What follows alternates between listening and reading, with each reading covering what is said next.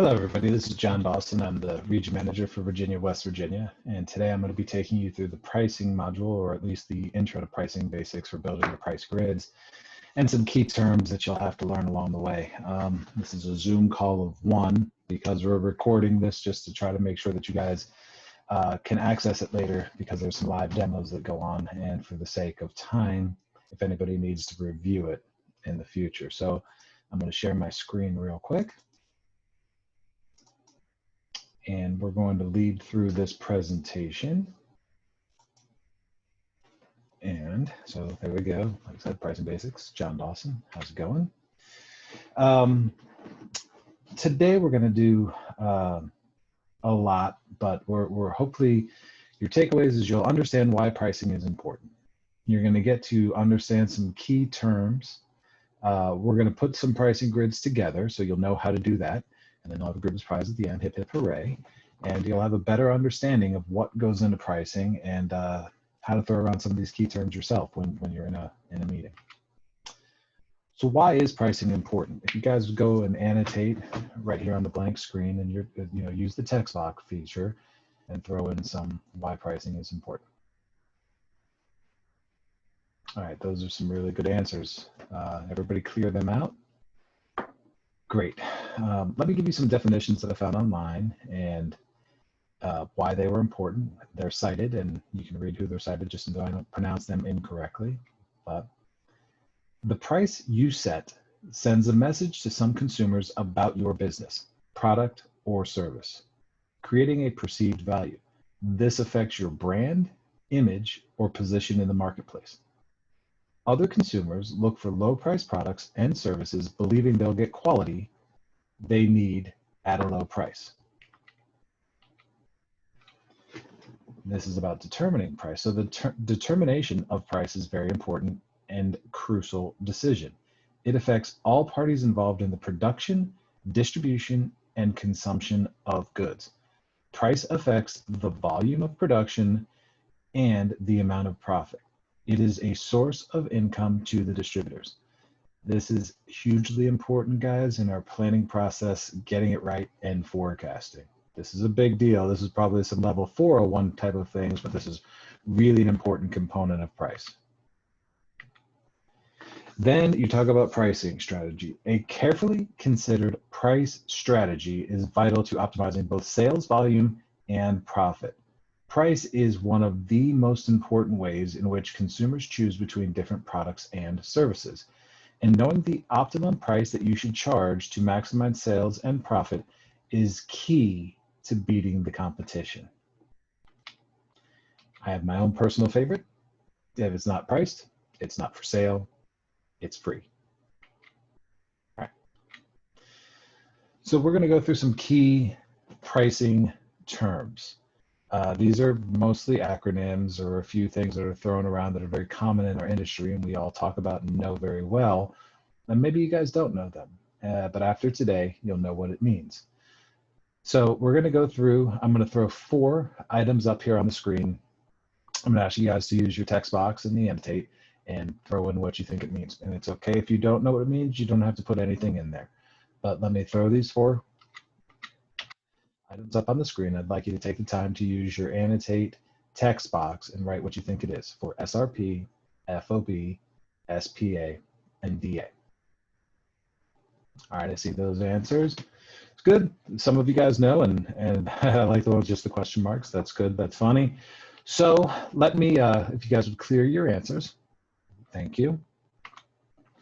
SRP is a suggested retail price or list price. It is the price the producer suggests their product is sold at. Now, we can have several different prices, which we'll go into when we build a price grid, but there's a set line of where you want to be that's the right price and not going too low. And that's vital for continuing to hold price integrity. FOB, now I'm not going to lie, I always knew what it was, but until I put this term together, I didn't know that it was actually free on board. I always thought it was freight on board, but I guess it can be both. But the technical term is free on board. It's a shipment term. It really means who's liable for the goods. For the purposes for Delicato, the liability transfers to the wholesaler or whomever the buyer is once the goods are shipped. So when bottles or boxes explode in transit, that's why the distributors always coming to us for some sort of relief, but literally it is their product once it leaves our warehouse. SPA. If you have a market, you're probably familiar with the term. If you are not in an SPA market, you may have never heard what it was. But an SPA is a special purchase allowance. It's a temporary price reduction over specific lengths of time that allows the distributor to buy a larger quality of wine than they normally would. The product is invoiced at the reduced price, so the retailer gets their money up front. So if you're usually $10 and you are running a $1 SPA, then you will buy whatever amount that you buy at $9 instead of $10. On the flip side is a DA. DA is a depletion allowance or distributor allowance, it's been called also. So these are the credits given back to the distributor over a specific amount of time for whatever the program is, or in perpetuity of how long it goes. But it's the opposite of an SPA where you get your money up front. So in that same scenario, if it's $10 and they get $1 depletion allowance, they don't get that $1 back until after they sell the product, and then they invoice us for that $1. Can I get some thumbs up if people get the difference? Great, guys, awesome. And then there's another term, which is freight, which is really just the cost of the 9-liter case from the winery to the distributor's warehouse. So this is a really hotly contested area when going through price negotiation. All right, let's move on. So we're going to do the same exercise. We got these 3 terms here. If everybody would use their text box annotation, put what they think it means. Some good answers. I think you guys seem to know what this is a little bit more than some of the other terms, but that's right. A QD is a quantity deal or a quantity discount. It's an incentive that's offered to the buyer when they buy more product. So literally, if you buy 1 case, it costs 10, and if you buy 5 cases, the cost goes to 9. Free goods is what FG means. It's kind of like a QD, but you're not given the discount in dollars. You're literally given free something that you then put into that price. If you have a free good market, you probably are familiar with doing 1-on-5s, 1-on-10s, and if you don't have one, you should thank your lucky stars, because it gets tricky sometimes. Some of those retailers are very good at using free goods. And for your on-premise wizards out there, that's right. BTB and BTG are by the bottle and by the glass. They're common industry terms in the on-premise world that talk about how you can buy the wine. BTB is you can buy it just by the bottle on a list. BTG means you can not only buy it by the bottle, but you can buy it 1 glass at a time. And just in case you didn't know, that's where we want to live. So a couple other terms, margin. This is key amongst not only distributors that you'll deal with, but the customers that they'll be selling to, you'll be selling to. Simply put, it's the extra money you put on top of the acquisition cost. For our world, something that was completely beaten to my head, the way to find your margin is literally to take your retail, subtract out your cost, divide it by the retail, and that's how you find your margin. On the flip side, you have markup, which literally goes to price over the cost paid.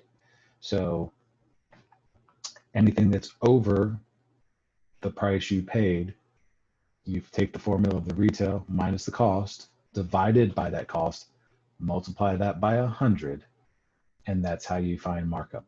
Now, at the end of this, I'm going to have you guys in your syllabus a little cheat sheet for margin and markup that shows you what one is versus the other. It's just a little something good to have in your control books, your playbooks with you when you're out in the market. It helps if you're going back and forth to different types of retailers. So we're going to go into some key components for building pricing. Things that finding your proper price. So were you given the FOB? Were you given brand standards? Or were you given the target retail? Now, we're not going to go too deep into that today, but for FOB, you understand it's free on board, so that's actually the cost that they pay. Brand standards set by marketing, or when we launch the brand, for who our competitive set is. That's why we get into that range of not going below a certain cost and not going above that certain cost to find the optimal selling price.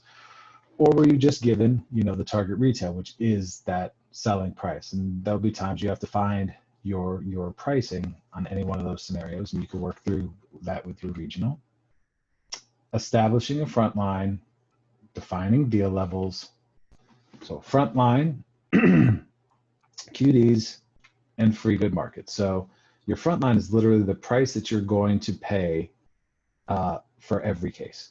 Now, most distributors have a false front line that enables a was, is, save scenario. So you'll have what your price was. So let's say that your front line is $20, and then you want to sell it to everybody at 15. So it was 20, is 15, save 5.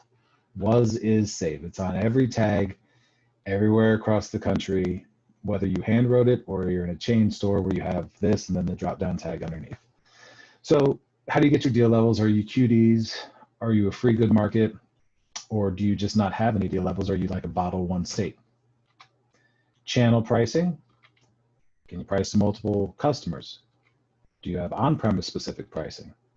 Do you have military pricing? We'll get into this a lot. It's a key sticking point for me, but don't forget that they do not pay taxes.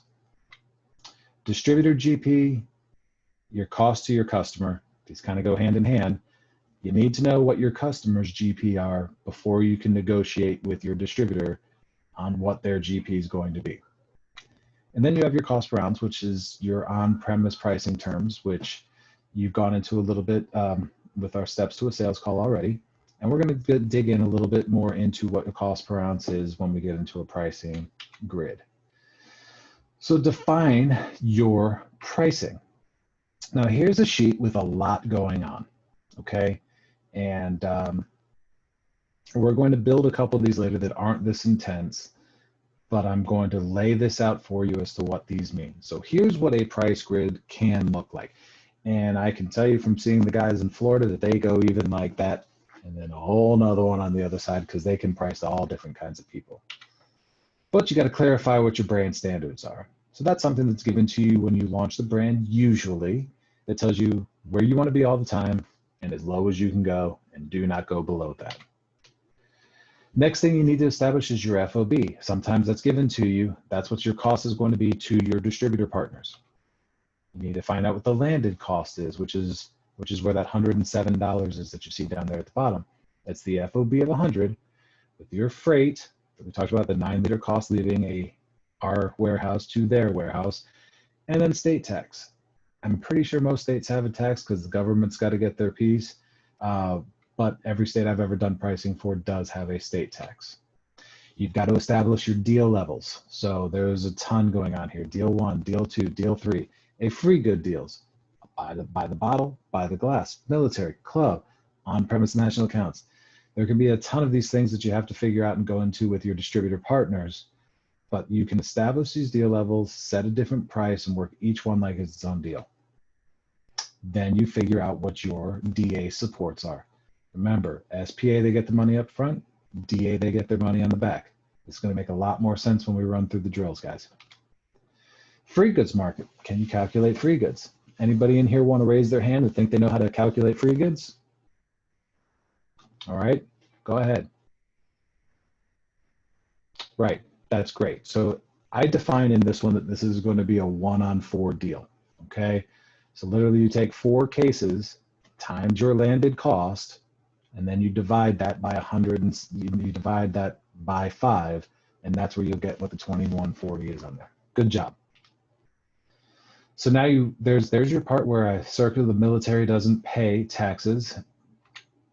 You got to negotiate your distributor GPs, especially if you're new to a market. It's the first thing they're going to try to get is their GP. Freight's going to be a component to it. Their deal levels. These are all things that you're going to have to be very good at to move on to the next level. And then you've got your plan. So this is what you expect to do in a year. You have your plan, which is 2,500. You can see right next to there in my little home plate, there's a 25, 38, 15. So that's the percentage of business that will go out on each deal level. We'll get a little bit more into that as well. And then it breaks out what your total spend is going to be. That's the 13,288. And then your average DA per case is going to be $5.32. Again, we'll get more into this when we do a pricing grid exercise. So guys, if does anybody have any questions? Like I said, we're going to do a little bit more getting into it, but let's raise our hand in the chat if we have any questions. Good, we're good to move on. So I'm going to take you through 2 live demos, and for the sake of today, I've recorded them on here. They each take 10 minutes, roughly 10 minutes. If we were to do this live, it would be about 10 minutes as well, maybe even a little bit longer because we'd be going back and forth. But they're 2 live demos, and we're not going to watch them while this is going on. You guys can go back and watch it later. But we're going to do a box wine scenario, and we're also going to be, we have a recording for our 750 brand. All right, and we have our homework assignments. So now here's your group surprise, right? Feeling lucky, but we know that we have to pass our class to get our degree from Delicato University. And you are going to be, just like the live demo, will make a lot more sense, but your directions are going to be on the pricing grid that you were given. You're going to fill in the yellow and pink areas. We're just going to establish 4 deal levels, which are 1 case, a QD, on-premise, and military deals. We're going to insert our case plan and percentage of business for the distributor, profit, and GP. So in this recording, it sounds like I'm jumping ahead a few steps, but after you've watched the recordings or we've done the live demo with the recordings as backup, this will make a lot more sense.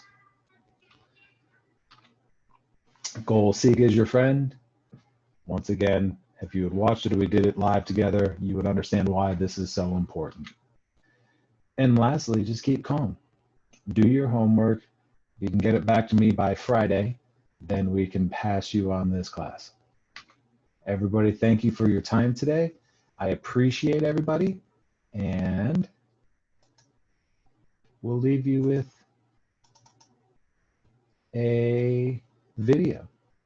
Great, everybody. Thank you.